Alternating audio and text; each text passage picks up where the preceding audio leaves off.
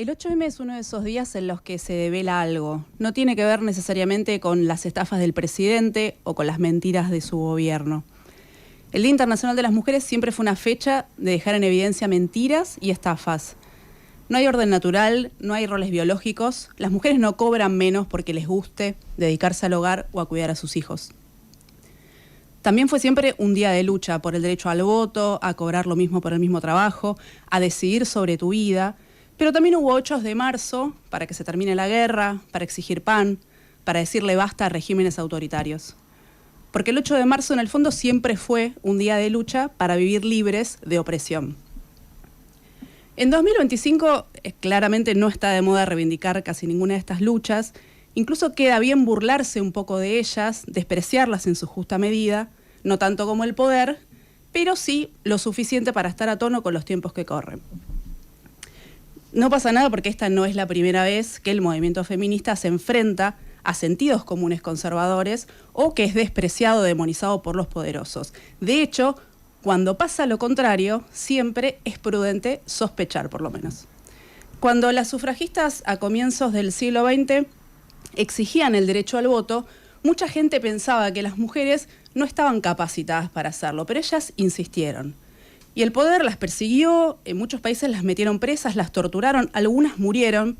Y me gusta mucho el ejemplo de las sufragistas porque a los reaccionarios del siglo XXI les gusta mucho hablar de esas luchas y destacarlas como algo razonable frente a un supuesto feminismo radicalizado y violento de la actualidad. Es bastante evidente que no conocen mucho de la historia de las sufragistas. Volviendo al presente, que cambie el gobierno o que suenen más hoy las voces reaccionarias no hace menos legítimas las demandas de nuestro movimiento. Es cierto que hoy los debates feministas generan menos ruido en los medios, ocupan menos lugar en las librerías, sin embargo creo que mantienen su vigencia al menos en 2 aspectos. El primero es su vigencia. El argumento de ya hay igualdad ante la ley, no tiene sentido tu lucha, no tiene sentido el feminismo, suena bastante similar al ya está, que sonó después de la interrupción voluntaria del embarazo con la invitación implícita a bajar el tono, a retirarse de la calle de hace solamente algunos años. En sentidos opuestos, por supuesto, ambos son signos de los tiempos más que una medida de la igualdad real. El segundo es la propia reacción antifeminista, que es uno de los ejes de la guerra cultural del gobierno de Javier Milei, que funciona un poco como una confesión de la potencia del movimiento que la precedió. Cuando el gobierno dispara todos los días contra los derechos conquistados o cuando amenaza con eliminarlos, cuando se burla de los grupos oprimidos o amplifica discursos de odio directamente, puede ser que nos olvidemos un rato o que perdamos de vista esa potencia. Pero no por nada la movilización feminista entre 2015 y 2020 aproximadamente, fue para muchísima gente, no solo en Argentina, sino en el mundo, un canal de expresión para la propia insatisfacción sobre su vida con la desigualdad en las democracias capitalistas. Y que algunos gobiernos hayan usado determinados discursos o determinadas luchas en su beneficio, no lo invalida. Y algo de eso me parece que se vio en las marchas en Argentina en 2025, el 1 de febrero. Ese canal de expresión sigue vivo. Por eso, ni el gobierno ni los conservadores de otros colores políticos pudieron deslegitimar las protestas con el argumento de esta es una estupidez de una minoría, a la mayoría de los argentinos no les importa. Por eso el 1 de febrero marcharon lesbianas, gays, travestis, trans, pero no estaban solos. Muchísima gente se movilizó en todo el país porque a mucha gente le molesta la discriminación, incluso cuando no la estén discriminando directamente a ella. Les molesta también que las jubilaciones sean miserables y que encima cada miércoles repriman a las jubiladas y a los jubilados, les molestan los despidos, les molesta que se destruya la salud pública, también les molesta, por ejemplo, que las mujeres que son víctimas de violencia de género sean dejadas a su suerte. Y sobre esto, el gobierno nacional puede cerrar un ministerio, puede eliminar programas, puede despedir a la gente que trabaja en las líneas de asistencia a las víctimas de violencia de género, puede amenazar incluso con eliminar la figura de femicidio del Código Penal, pero ninguna de esas cosas le da la razón cuando dice que no existe la violencia machista. Los femicidios existen. En lo que va de 2025 ya se registraron 56 femicidios.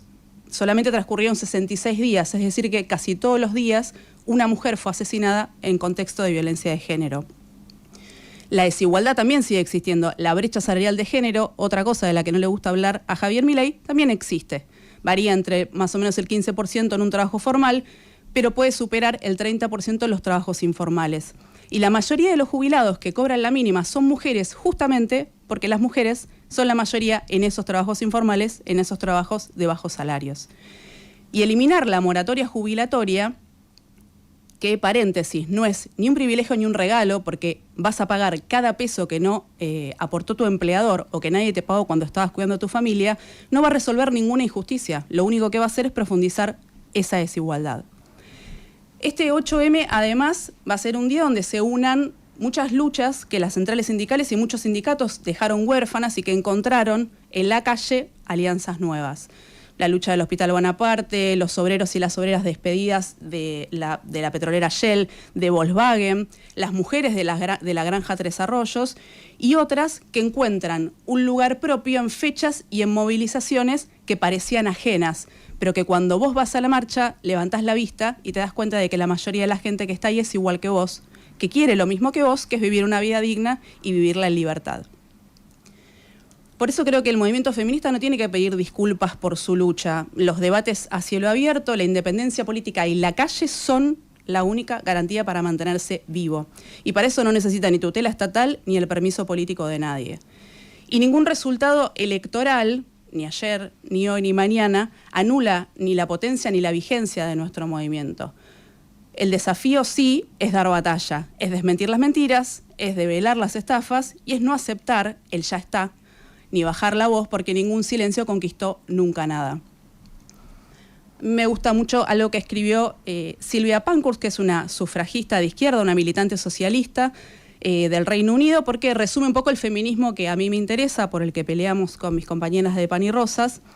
Ella, mientras estaba haciendo todo lo que estaba a su alcance para ganar el derecho al voto en el Reino Unido donde vivía, ya estaba pensando en el futuro, cuando las mujeres ya pudieran votar, porque no le entraba en la cabeza que un derecho tan elemental fuera el techo de nada. Estaba ansiosa por fortalecer la posición de las trabajadoras para cuando se hubiese conseguido el voto. Ya estaba mirando al futuro, decía Sylvia Pankhurst. Quería que las mujeres se convirtieran en luchadoras por su propia cuenta y no solamente un argumento en los discursos de gente más afortunada. Cuando el poder nos dice que hay que volver a un pasado de supuesta grandeza y algunos trasnochados dicen que hay que volver a los valores, a lo tradicional, a lo supuestamente normal, creo que tenemos que luchar siempre, como Sylvia Pankhurst, con la mirada en el futuro, que nada nos convenza de que conquistar un derecho elemental es lo máximo a lo que podemos aspirar. Nuestra lucha es mucho más grande. Que no te gane la indiferencia. Toma